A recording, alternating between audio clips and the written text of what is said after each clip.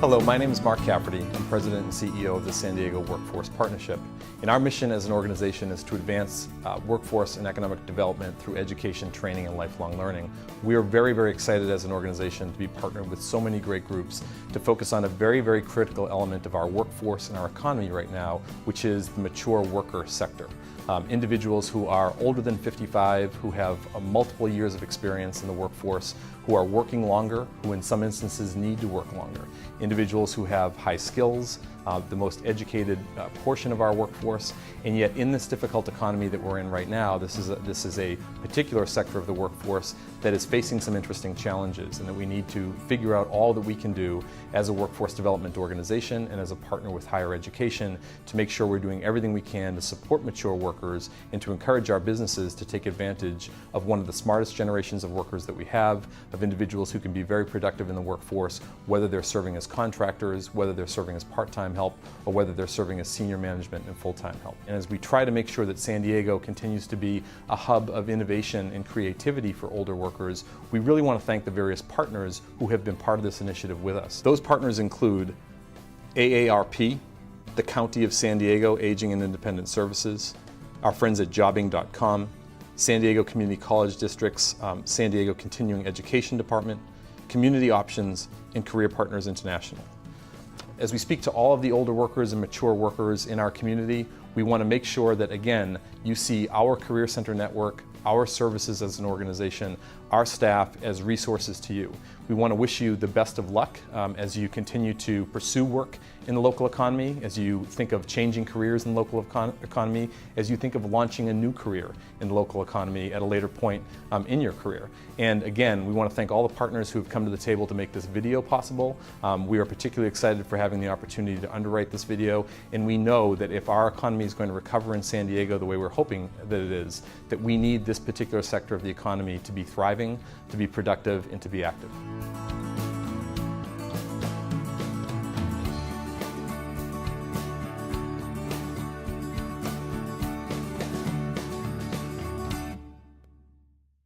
Hi everybody, I'm George Chamberlain, Executive Editor here at the Daily Transcript.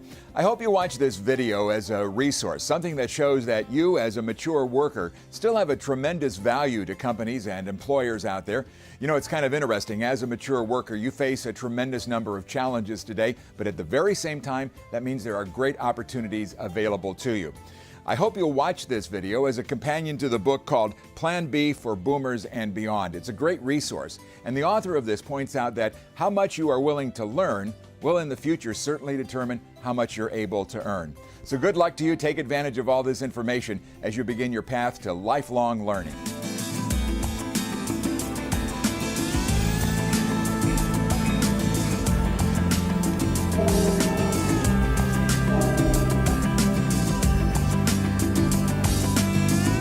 It's time, in fact, it's past time to learn about Plan B. Plan A is the way we used to work, a resume and a hope.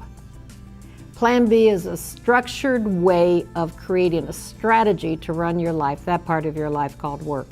And by the way, without strategy today, you are condemned to live hand to mouth in most cases, because the changes are coming so fast and so furiously that planning is part of what you do as in terms of running your job, just as though you were buying a business and running a business.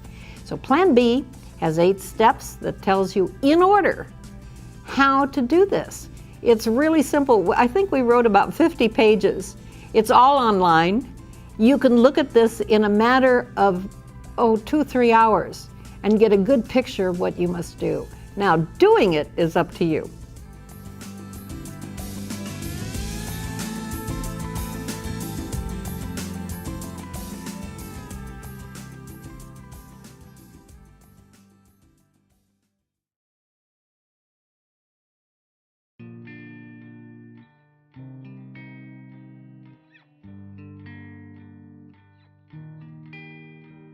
Good work is work that works for you, and that differs between people. For example, in the United States, fully 50% of workers today need to work. They need it for the money.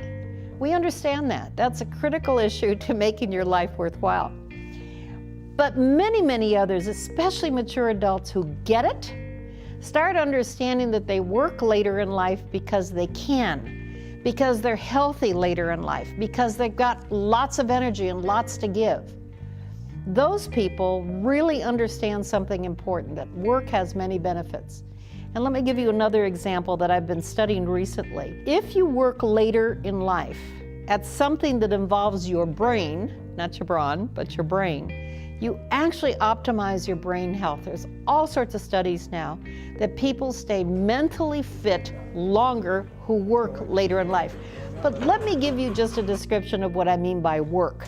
Work can be part-time, full-time, some of the time, once in a while. It can be for free or for a fee. I am not defining it by the word job. Job is a 20th century term.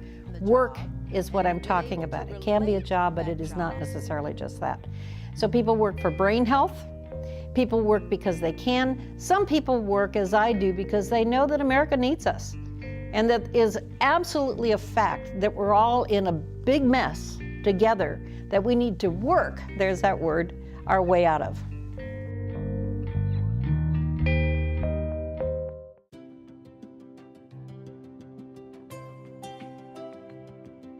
You know, I've been thinking about changes in the workplace, and I thought you might appreciate thinking about them as well, because they're going to affect your decisions. So for example, today it is absolutely true that if a product can be produced fast, inexpensively, on time every time, it doesn't matter where it's produced. That's why the manufacturing is not coming home.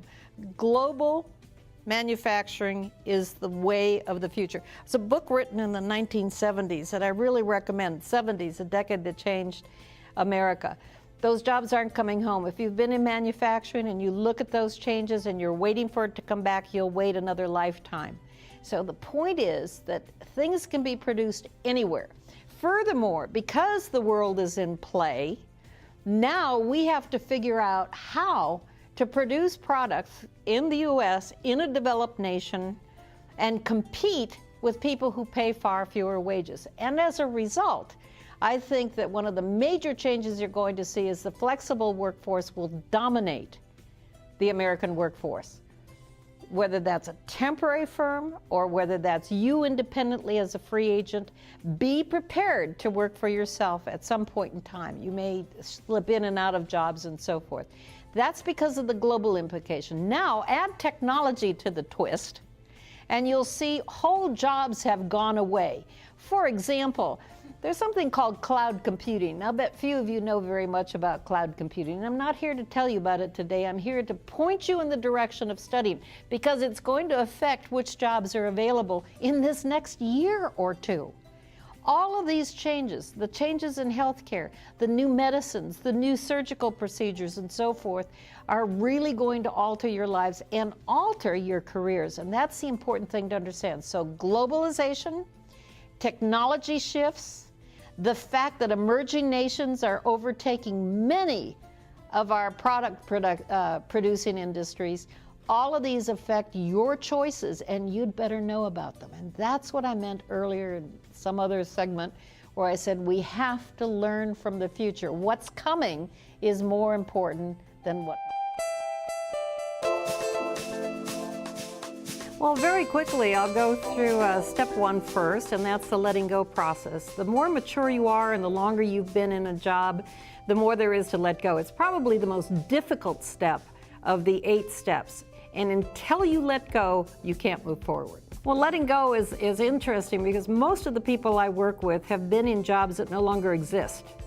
And yet, they hope that they're going to be able to go back to the familiar. They spend a lot of time looking at the door that's closing rather than the window that's opening. And until you can do that, you can't move forward. It's impossible. You're always bound and caught up with the past. One of the things you can do is to alter your structured day. And one of the best ways to do that is to go do something for someone else and to just change that habit of structure very, very early on. And you'll start seeing new things open up to you. You'll start getting the feeling that there's life after the last job.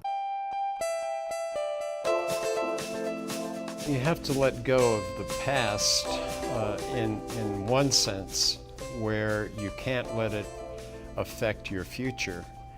The importance of that release comes from many different things. It could come from a disruptive childhood or an illness. In my case, it was an illness that I had to overcome. Just trust and have faith that that plan that is bigger than yourself comes about, and you move forward, not sideways, but you move forward into that area that will be satisfying to you and rewarding to someone else.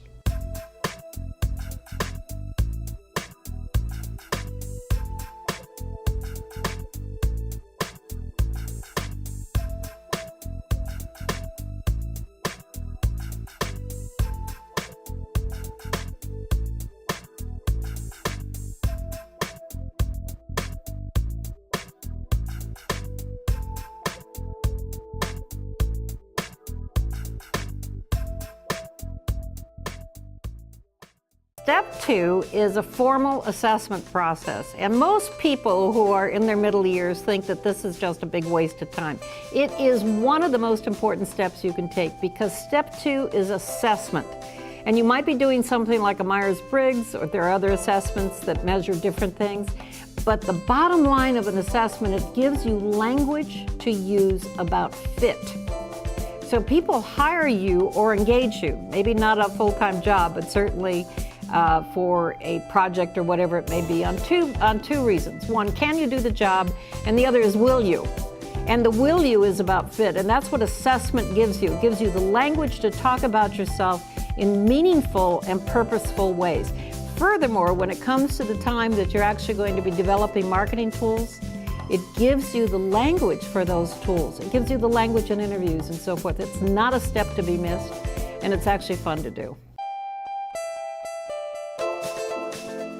One of the most salient things that I have learned about looking for a job is to know who I am and to be comfortable with myself.